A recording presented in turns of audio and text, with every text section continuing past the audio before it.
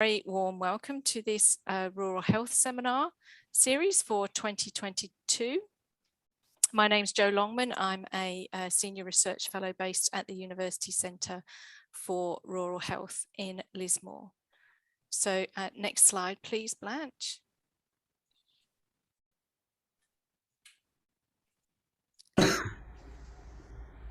So I would like to before we start today, formally acknowledge and pay my respects to the traditional owners of the lands on which we're meeting. So for us here in Lismore, that's the Widjabul Waiable people of the Bundjalung Nation. And I pay my respects to their elders past and present, and I extend that respect to other Indigenous people who are present here today. So thanks so much, everybody, for coming today. Just a bit of housekeeping. If people could keep their microphones muted, that would be much appreciated. Thank you.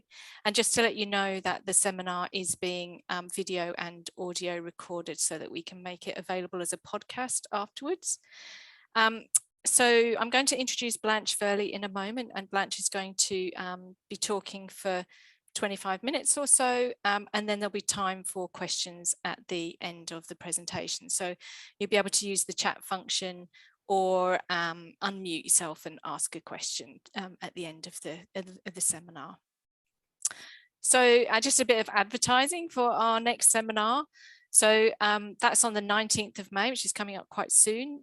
So Kazi Rahman, who is a Senior Research Fellow here at the UCRH in Lismore, is giving a seminar on COVID-19 epidemiology, an update in the third year of the pandemic, which I think a lot of people here today might be interested in coming along to. So that will be on the 19th of May at 4 o'clock. So feel free, please, to register for that event. Okay, so it's my very great pleasure to introduce Blanche Furley today. Blanche, thank you so much for agreeing to come and give a seminar at UCRH. We really appreciate it. So Blanche is going to be talking about climate change emotions and how communities can respond. So I just want to briefly introduce Blanche. She is an Australian climate change researcher and educator. She's currently living on unceded Gadigal country. Blanche has got a decade's worth of experience of working alongside young people, in particular in the fight for climate justice, as well as experience in community-based climate change communication and teaching sustainability and climate change in universities in Australia. So her research explores how to respond to climate distress, and she is passionate about supporting people to engage with the emotional intensity of climate change. So Blanche is currently completing a postdoctoral fellowship at the Sydney Environment Institute at the University of Sydney. And she's the author of a recent book, which is available as a free ebook. Her book is called Learning to Live with Climate Change: From Anxiety to Transformation. So just before I hand over to you, Blanche, I just want to acknowledge to everybody on this call today that it's possible that this seminar may be triggering for some people, particularly given the local Northern Rivers situation, but also in terms of past events, as well as anxiety about the future. So Blanche, thank you. She's just put up that slide there that's got the number for Lifeline and the text number for Lifeline, and also the phone number for Head to Health, which is a service that can help link and connect you to ongoing wellbeing support. And for people locally up here on the Northern Rivers, Head to Health has now got a pop-up service that's based at the Southern Cross Uni's health clinic in East Lismore. So what we'll do is we'll put that information, I'll do that now, I'll put that information into the chat so that it's there throughout. So I'm going to hand over to you now, Blanche. Thank you so much. If you want to share your screen for your presentation. Thank you. Thanks so much, Jo, and thank you everyone for being here and having me today. I just want to start by acknowledging that I'm calling in from the stolen and unceded country of the Gadigal people of the Eora Nation. I don't want to complain about the rain to people in the Northern Rivers, but it is still very wet here today. And just before we continue with that, I do want to acknowledge the long-running histories of Indigenous people, both in Australia and around the world, of dealing with things that we might call climate distress today, or climate anxiety and those kinds of feelings, but that they have a long history, and Indigenous people have a long and rich practice of navigating that and healing themselves and country, and their resilience in all of that is something that's important to acknowledge as well. I also just wanted to start by mentioning that Joe invited me to give this presentation at the end of last year. And so although I think this topic is always important, we didn't realise the particular context that I'd be presenting to you in. My work has mostly focused on climate anxiety, which is largely, worry about the future. I'm not an expert in disaster, trauma, or those kinds of things. So that's just a bit of context, so that I guess I just want to add some disclaimers around what I can and can't offer for you today, just being aware of the particular context that people are in. So what I am going to talk about is how we can understand feelings about climate change and what we can do to respond to them.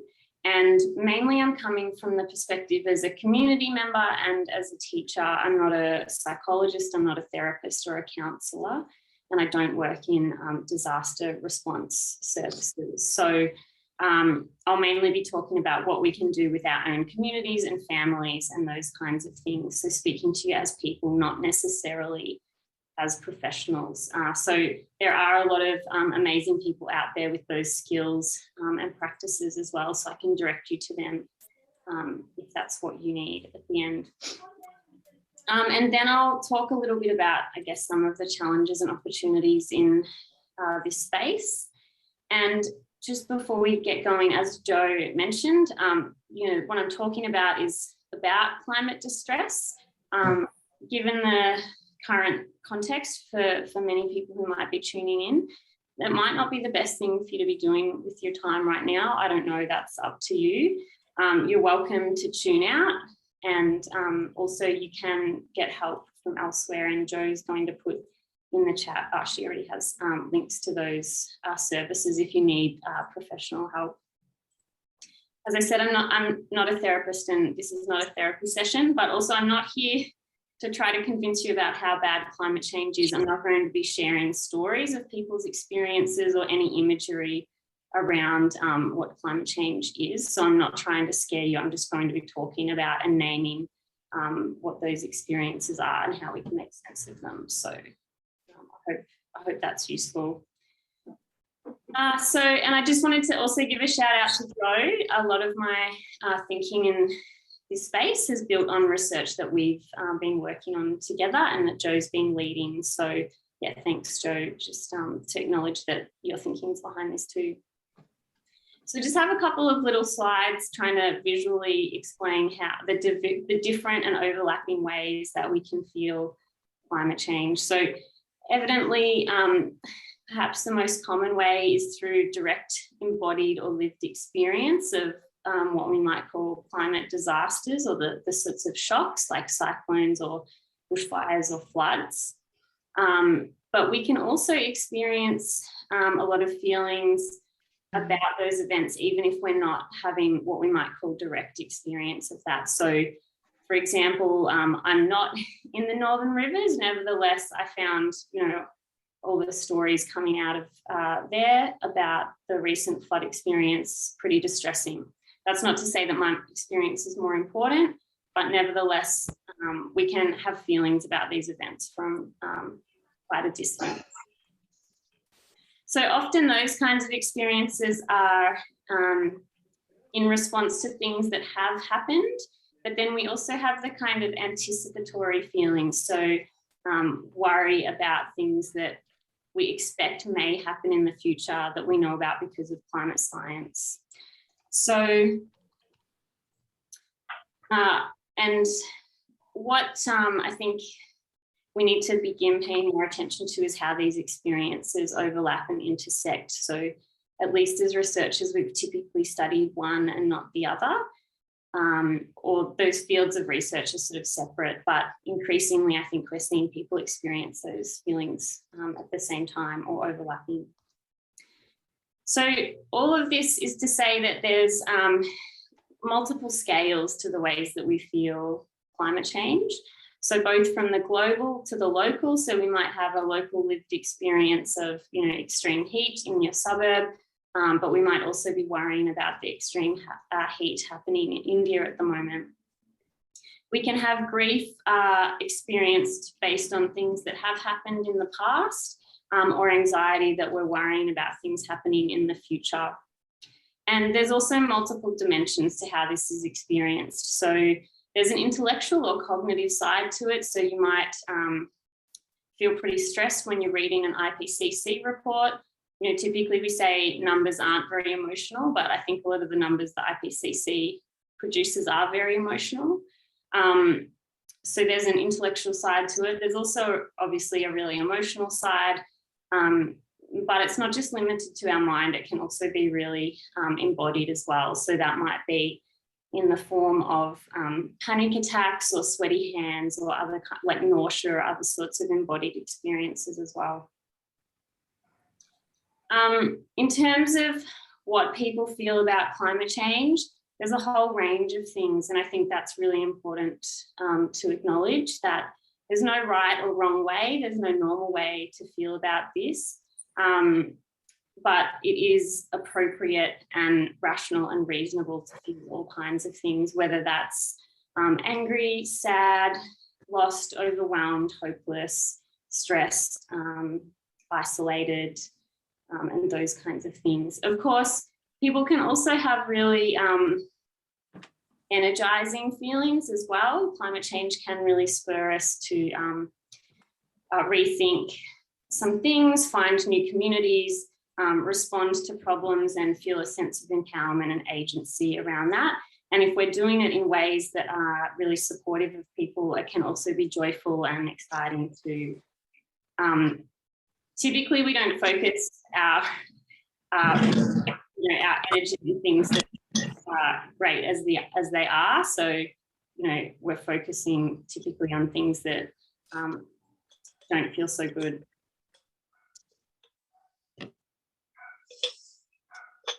So in terms of who's most likely to be affected, and this is important in terms of thinking about climate justice, it's not the case that everyone feels the same things in the same ways to the same extent or at the same times. So we know that climate change, the physical effects of it and the economic and social implications of it affect certain people more than others.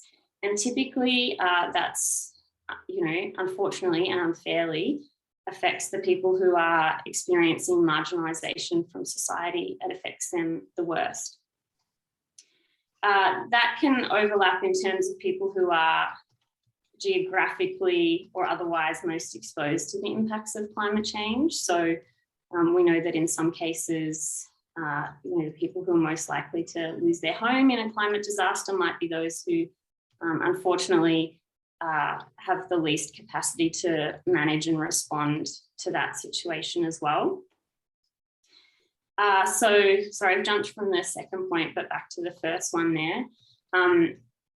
We're more likely to be distressed by climate change if we have had personal lived experience of, you know, a significant impact of climate change. Additionally, young people are really exposed to feelings of climate distress, and that's because we know that climate change is a problem that gets worse over time. So if you're a young person and your life expectancy is to live till 2100, you're going to be seeing the more severe impacts of climate change than people who are older already. And also those who are likely to experience climate distress most intensely are also subgroups of people who are really environmentally conscious and environmentally attuned, so consuming a lot of information about what's going on.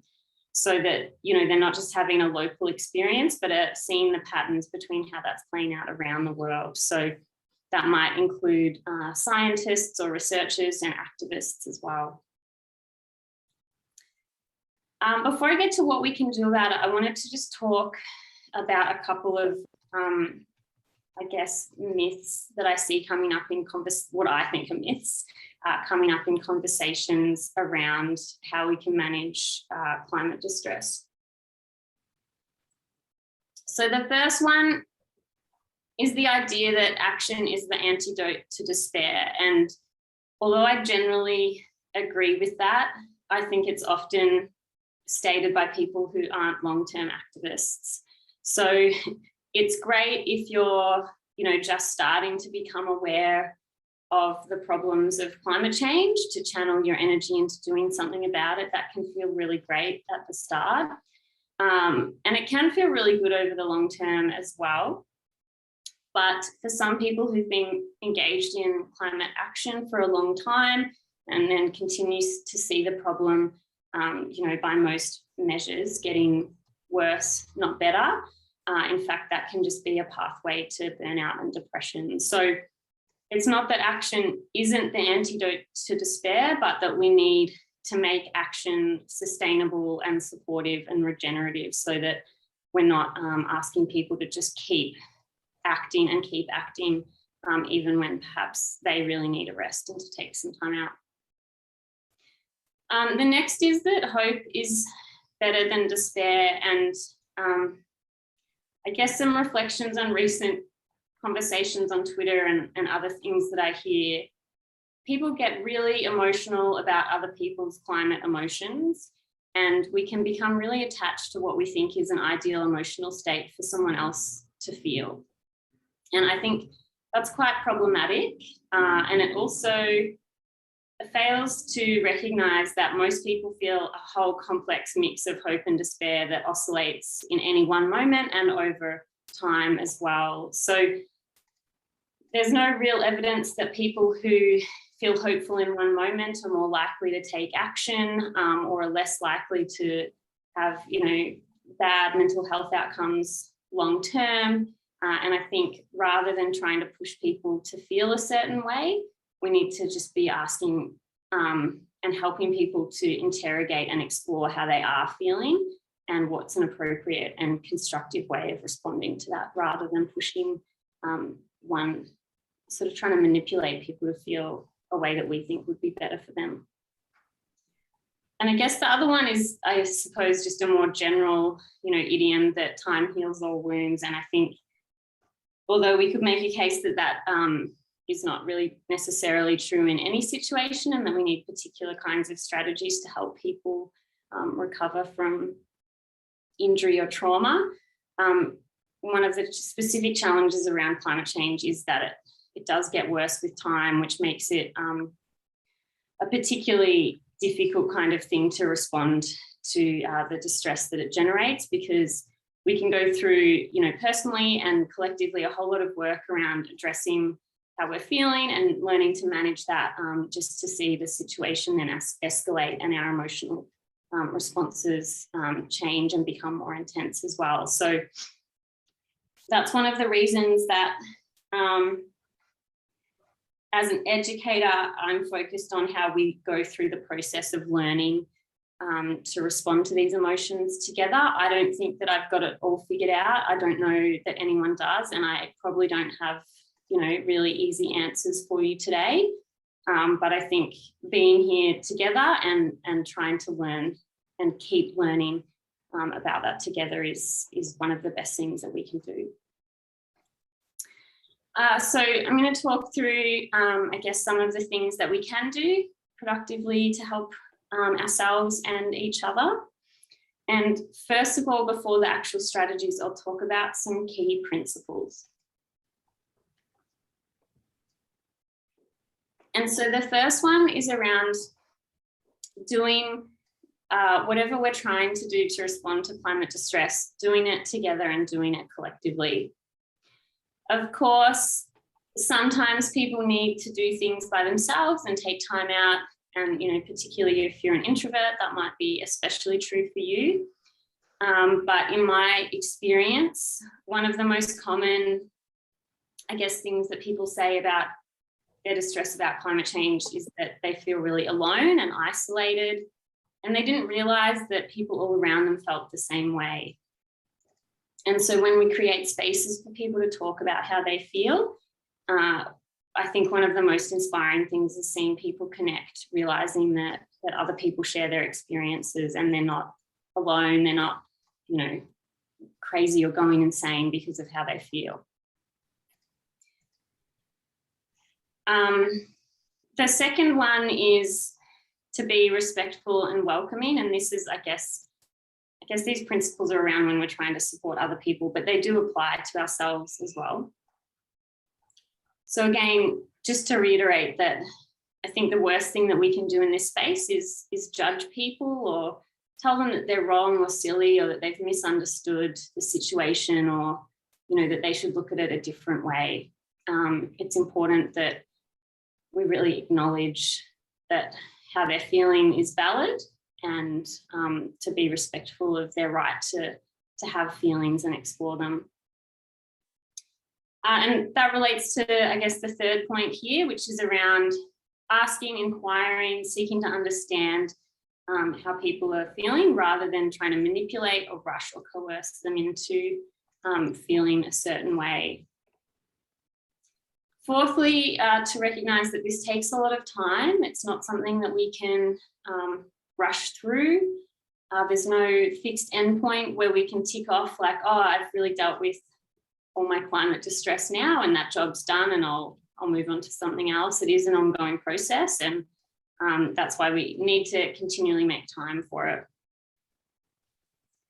Another key principle that I've learned from some mental health practitioners, particularly those from Psychology for a Safe Climate, which is a really fantastic group, is engaging in compassion rather than empathy where possible. So, and the difference there is that where empathy can be imagining what it feels like to be someone else, compassion is directing love and support their way. So if we're engaging empathy too much, too frequently, when there's a lot of distress around us, we can end up pretty distressed and burnt out ourselves. So moving on to some of the strategies, bearing in mind all of those principles. One of the most important things that we can do is create space for people to actually learn to identify and explore the feelings that they're having. So rather than brushing it under the carpet or pretending that everyone will work it out on their own terms, in their own time, it's really important that we can create spaces for people to verbalize or otherwise share how they're feeling, and both to make it public, but also to be able to understand and name them for themselves. So some of the psychologists that I've worked with in the past have said things like, what you can name, you can tame, what you can feel, you can heal. I think with climate change, it's not necessarily that simple, but definitely the better we can get at articulating how we're feeling, the better we will be able to respond constructively. So the next is then, and I've touched on this already a bit, validating, witnessing or legitimizing those feelings. So when people are sharing them with you, to be there as a witness and to hold that space and say, yeah, I can understand that. That's a really legitimate way to feel because, you know, this situation is, you know, unfair or upsetting. Then I'm going to talk about 3 ways that some of the literature refers to coping. And the first one is around what's called emotion-based coping. And so this is around, once we've identified what some of those emotions are, looking at ways that we might respond to that particular emotion. So, for example, a lot of people in high-polluting countries might feel really guilty about climate change. And so we might think about ways that we can help people respond to that feeling of guilt and what it might be offering them in terms of thinking about their responsibility and accountability, but we might also want to put that in context of, you know, the fact that 100 corporations are responsible for 70% of emissions. So really honing in on specific emotions and ways to process that. The second one is called meaning-based coping. And so this is sort of coming up with some kind of everyday layperson philosophy to make sense of what's going on around you. And artistic or arts-based practices can be really good for that. Not that people need to actually be artistic or creatively skilled.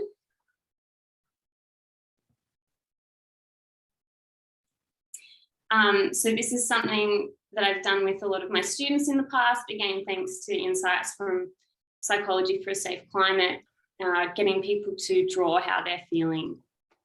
So it both gets them to name or think about the feelings, but to express that in a way that isn't necessarily a verbal mode of communication, but to explore other avenues. But again, it might also be coming up with a way of, you know, I guess drawing on sort of Buddhist principles of detachment. How might we come up with some way of thinking through the situation that helps us make sense of it and take some of the intensity out of the situation as well. The third one is called action-based coping. And so this is around supporting people to take action to address the source of the problem. And so this is getting to that idea of action as the antidote to despair. It is really effective at helping people regain a sense of control or agency over the situation, particularly when we're doing this in ways that connect people to other people and support them to take collective action, so that we can see that by, you know, combining our powers, we can have a really meaningful effect on what's going on, rather than feeling really hopeless and overwhelmed. So related to that is the fact that social connection is a really great way of managing some of these feelings. Of course, we also know that people who are distressed about climate change are often shut down or dismissed by their family or friends. So it's not necessarily any social connection that is useful, but connecting with others who feel similarly and acknowledge that that's a real and legitimate way to feel and can build community around shared experiences.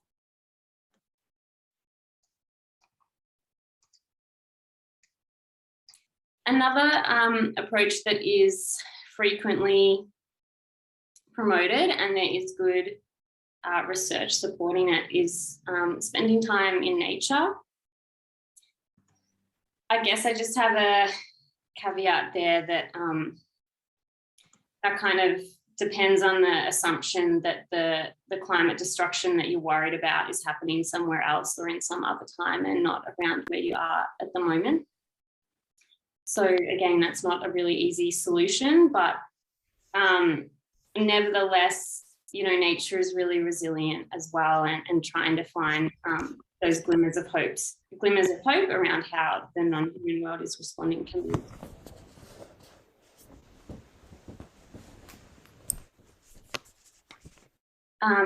Another one is, so the others have sort of been social or personal or intellectual kind of approaches. But another really important way is to engage in like physical or embodied kinds of self-care, whether that's rest or exercise, engaging in kind of comforting activities, whether that's something like having a bath, or kinds of physical kinds of meditation like yoga or maybe rock climbing or things like that. And another really important strategy is setting boundaries around the kinds of external stimulus that people engage with, particularly when we live in a world with algorithms that, if you start clicking on a lot of stuff about climate disasters, sends you more and more worse and worse information about climate disasters. So that can be, you know, setting boundaries around engagement with news, but also perhaps around people who, you know, if you're like me and all your friends are climate distressed, sometimes you have to take a bit of a break from some of your friends, or ask them to, I guess, mediate how they're engaging with you, just depending on where you're at. And I guess that kind of emphasizes just how much of an interpersonal issue and process this is, that, you know, everyone deserves the right to express how they're experiencing all of this. But that doesn't always sit easily with other people's right to be able to tune out from that as well. So it can be, you know, this is why we need to be careful in how we're engaging. So when we're trying to, I guess, support others or support ourselves, a couple of things on what not to do.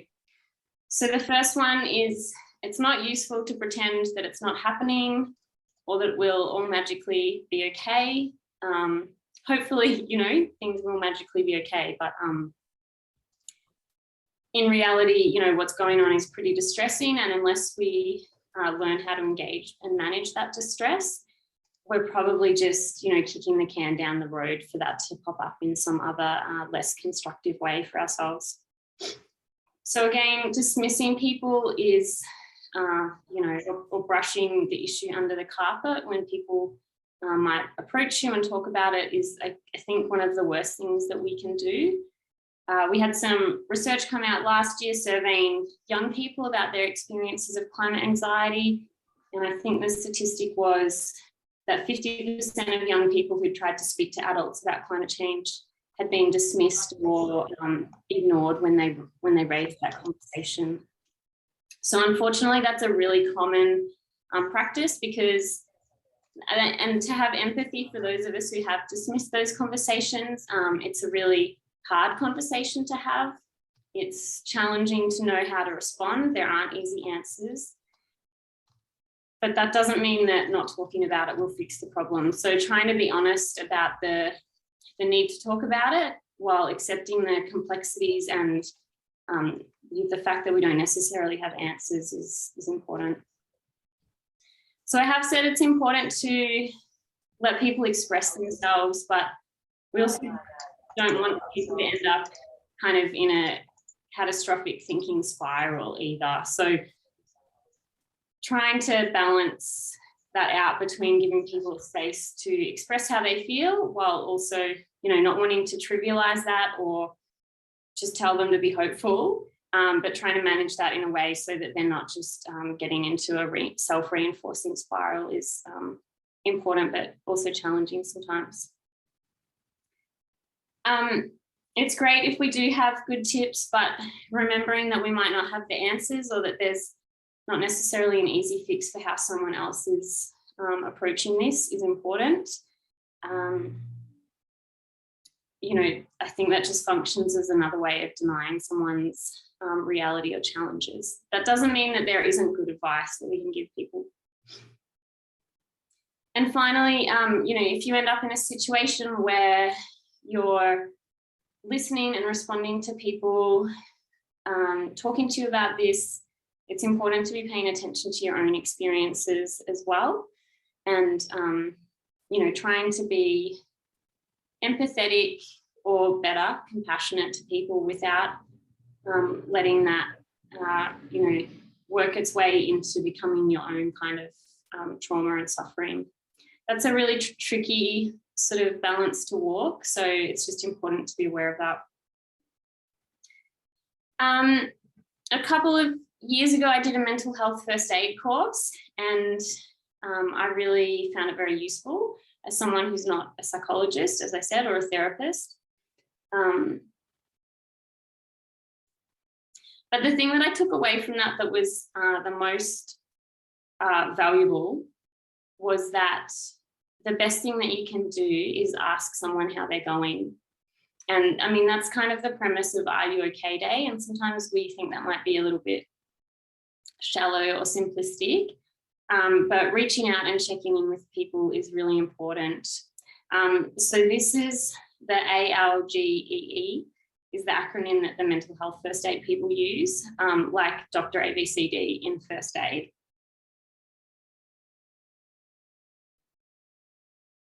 And the basic premise is approaching people, asking how they're going, providing them support and encouraging them to seek additional help. So I mentioned this in the case that not everyone who's upset about climate change needs professional help, but trying to be aware of when something might be a functional, healthy way of processing grief and when it might be becoming something more problematic that needs professional support is something to try to be aware of. You know, we don't necessarily all have the training and skills for that, but it's better to encourage people to seek out professional support and then they realise they don't need it. That would be not a bad outcome, better than not suggesting that support and them not getting it if they do need it. And so I think this is my last slide. So I just wanted to talk about some challenges and opportunities. So if it's not apparent already, I think dealing with our emotions about climate change is always challenging in many, many ways. And that doesn't mean that there aren't useful, productive things that we can do, but it is hard. So what makes it specifically challenging is some of the social norms that just make talking about climate change tricky. It's been so heavily politicized that we can feel really intimidated about talking about it. Some of the other things can be, particularly in a country like Australia with sort of cultures of stoicism mapped onto some, you know, toxic masculinity around not wanting to talk about feelings and boys don't cry and that kind of thing, that can really prevent people from engaging with a conversation about how they might be feeling about climate change. And if we then map that also onto bigger ideologies of climate denial and the politics about it, can make those kind of conversations hard to start. And as part of that, you know, a related challenge is when we know that people are struggling, having the government continue to sort of dismiss those concerns, continue to be investing in fossil fuels or pretend that it's not an issue that matters at elections, and those kind of things can, I mean, it furthers the violence and harm that people can be experiencing. Another challenge can be the, I guess what I call the toxic resilience or toxic positivity that can come in the wake of disasters around, you know, we're tough people and we will rebuild and everything will be okay. We're all chipping in together. That can be really effective for people, but it can also make it hard for people who are struggling to have their voices and experiences heard and legitimated in those situations as well. So it's not that we shouldn't have a narrative of resilience, but we should also make sure there's space for people who aren't feeling that way at the time. Like many other kinds of social issues, reaching those on the margins and of society and doing that in a way that's empowering for them can be challenging on this issue as well. And I think this is evident in a lot of the research on climate anxiety, is that a lot of it is really focused on people who are fairly privileged, and it's not that their feelings don't matter, but it can center our attention on their needs rather than those of people who might have more complex needs as well. Another specific challenge to this issue is the urgency rhetoric, particularly coming from the environment movement, around, you know, how rapidly we need to prevent climate change, which can mean sometimes we're rushing to quick fixes, whether that's kinds of techno fixes or mitigation, climate mitigation that doesn't, you know, isn't coming from a climate justice perspective and can make the situation worse in the long run. And also, especially for activists, can prevent people taking the rest that they need through kind of guilt tripping people into feeling that they have to do this now. And it's not to say that the urgency isn't there, but it is just another complexity that we have to navigate. In terms of opportunities, I think, as we've seen from groups like Bushfire Survivors for Climate Action, people who've lived through climate disasters have really compelling stories that are really effective forms of advocacy. We know from climate communications that personal stories of climate change are some of, if not the most effective ways at engaging people. They humanize the issue, put a face to it, help people make sense of what this abstract issue of climate change and emissions might actually mean in everyday people's lives, gives them someone to relate to and make sense of it. And these kinds of stories have considerable moral power. So, if you're someone who's in a region that's recently been flooded or dealing with some other kind of climate disaster, that gives you, amongst all of that complexity, particular forms of social power that can be really effective if people want to lean into that. And so telling those kind of stories can be empowering and cathartic for some people to be given a voice and have people listen and feel like people care about what's happened to them. But we also know that in some situations for some people, retelling that story can be triggering and re-traumatizing. And so thinking about the conditions that would make doing that kind of advocacy empowering rather than re-traumatizing is really important. So that can be true when we're trying to support other people to do this work, or if you're someone who's wanting to tell your story as well. So making sure that the conditions are set up for that to be a productive experience.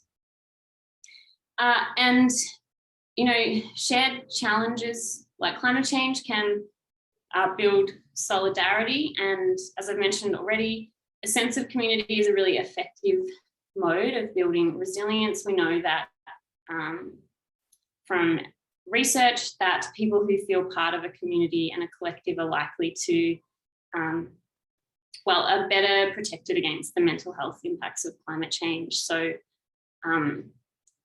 there are opportunities coming out of those kinds of disasters and crises that mean people can come together and have some positive outcomes out of what otherwise is a real crisis. I think that's all my slides. Yeah, it is. So I will leave it there for the moment. Thank you so much, everyone, for listening. I hope that that's been useful in some ways. I did have a short guided meditation if we want, but there's only 15 minutes left. So we might go to questions and but if no one's got questions, we can do the meditation. So yeah, thank you. Thanks so much, Blanche. That was fantastic. So there's a couple of comments in the chat. I don't know if you want to go to the chat. Thank you, Jo. And I didn't know you were here, but I'm glad I gave you a little shout out anyway. I'll just read through them. You're right. People have a right to be really, really angry about what has happened to them. After the bushfires, my boss, David Schlossberg, made the point that we kept referring to these things as tragedies, but they're not tragedies, they're injustices. And there's a difference in causality there. So.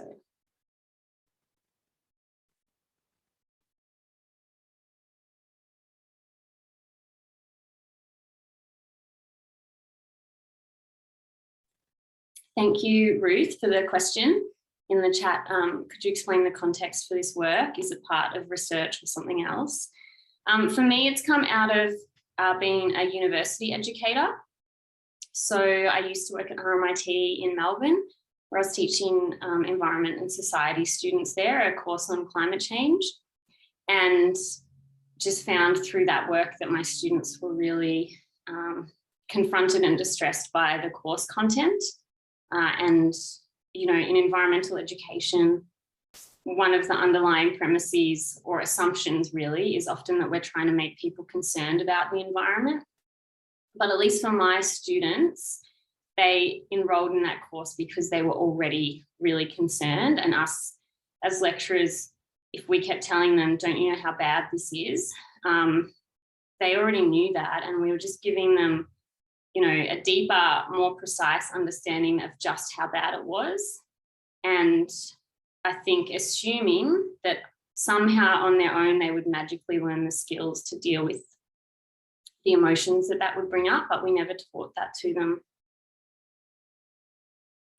So I guess in that work I was trying to think about thinking of environmental work as a form of care work, similar to nursing or teaching or therapy, where people are taught in their degrees around self-care and boundaries, but we never taught that in environmental studies. And so that's how I kind of ended up in this space, was through education. And I have done some research on it as part of my PhD and then continuing research, so both research and teaching. But yeah, there's obviously a lot of other people working on this that have come from a psychology background that have a lot to add as well.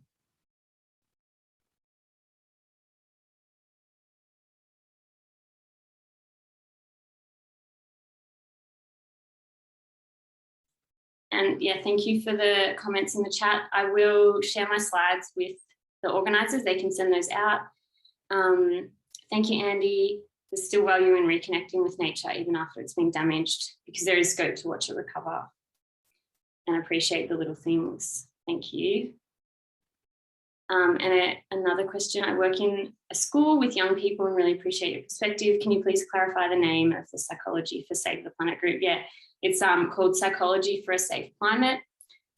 So they do workshops often with activists around climate grief. They also are compiling a list of what they call climate aware practitioners. So therapists or counsellors of some form who've been through a short course that group is running. Because we know that sometimes if you go to see a therapist and talk about climate change, they'll say to you, yeah, but what's really going on? Is it about your dad or your family issues or your workplace or something like that, and dismiss it? So that's why, thanks Joe for that link in the chat. That's why it's really important, for psychologists and those kinds of practitioners to be validating those. And Psychology for a Safe Climate has a list of people who won't gaslight you if you go along.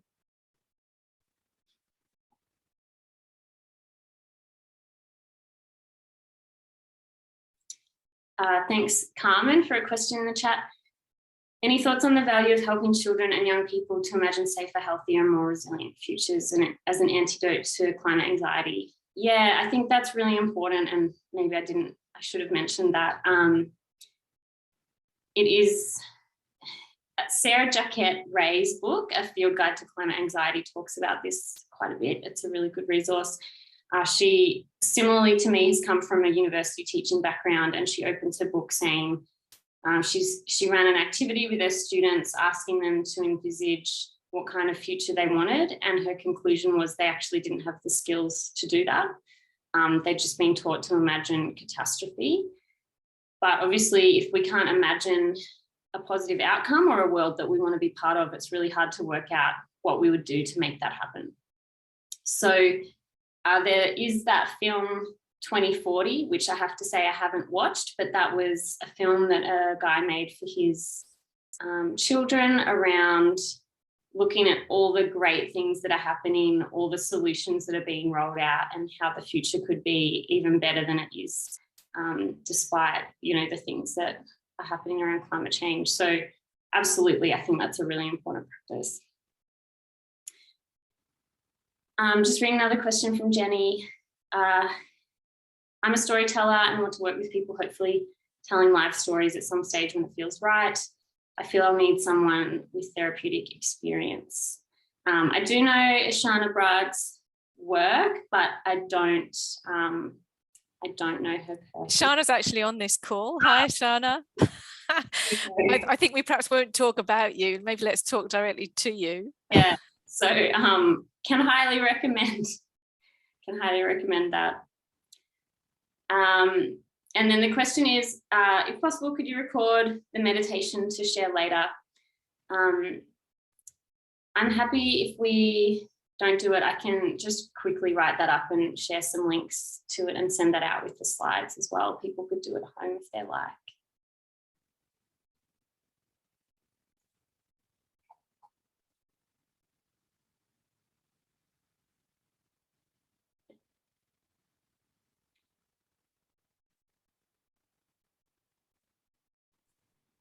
So Blanche, I've just popped a resource that I've come across recently that I really like, which is tiny self-care ideas for the mind, tiny self-care ideas for the body, and tiny self-care ideas for the soul. I've got it pinned up on my office wall, and they're just really accessible, very small, manageable, everyday type things. I just choose one off each list each day to do.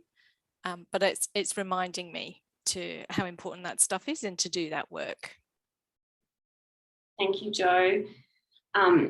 Yeah, I took a quick look and I recommend that list for sure. There's a question from James in the chat. Knowing there's no easy answers, thank you. We've had many people sharing their often deeply traumatic experiences on Facebook, sometimes videos, sometimes narrative, very cathartic telling stories and sharing. And yet I'm also aware how potentially traumatizing these stories might be for others. What might be best practice for use of social media in this space? Not that we can police it. There was a Twitter conversation relatedly about this recently where a climate and mental health person was suggesting that young people on TikTok were becoming traumatized by some climate scientists' activism. Which I think is a really messy conversation.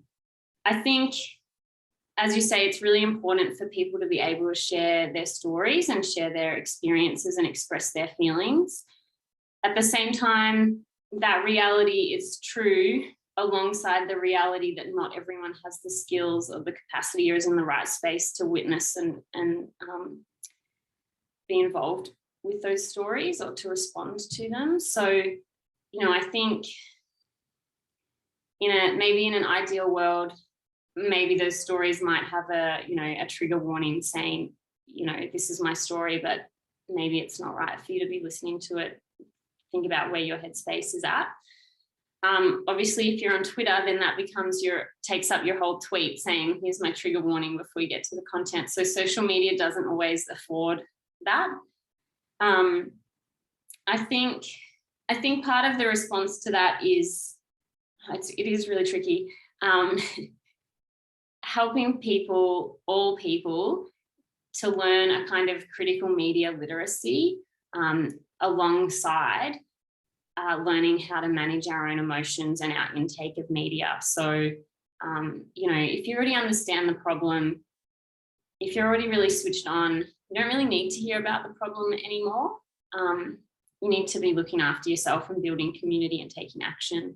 Unfortunately, the algorithms mean that the people who are most distressed receive the most distressing information, and those who aren't actually concerned and need to be it's just not showing up in their worlds at all. So it is a really challenging situation. I don't have a particularly good answer to it. Thank you, Param, for the question. Incredibly important election coming up. Suggestions to get young and new voters to vote for climate in a good way. Yes, that's great.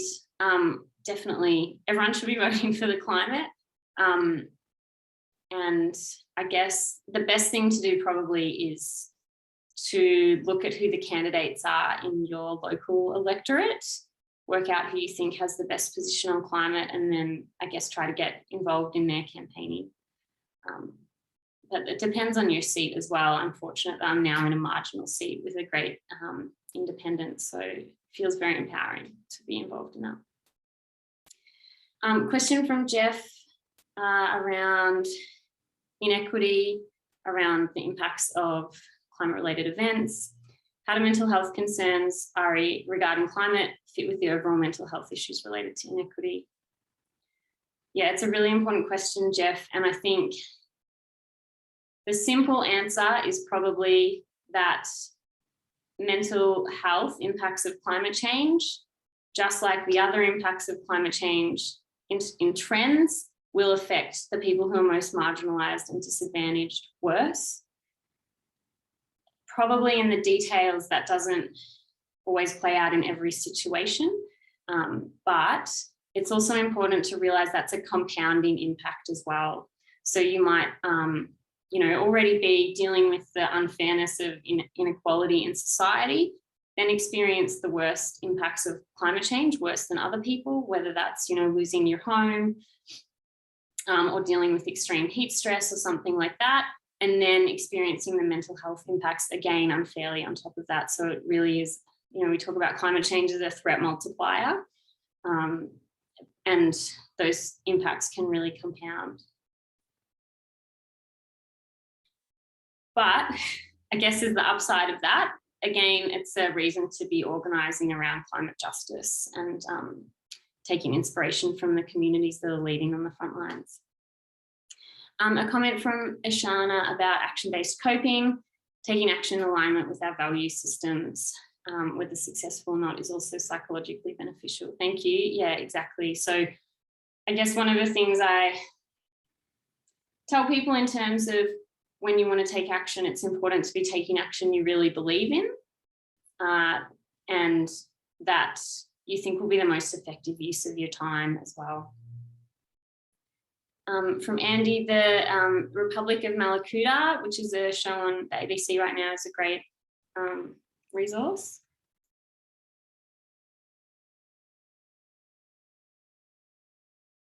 And a comment from Joe, thank you, on climate politics. It's really important to notice any politician saying good things about climate action and letting them know you appreciate them. And I think that's a really nice thing to do as well, actually, instead of just writing the angry emails, to write thank you emails to the people who you really appreciate as well. It's a really nice activity to do. And again, a comment from Ashana about boundary setting strategy can also include actively seeking positive stories and responses to climate change. Yeah, exactly.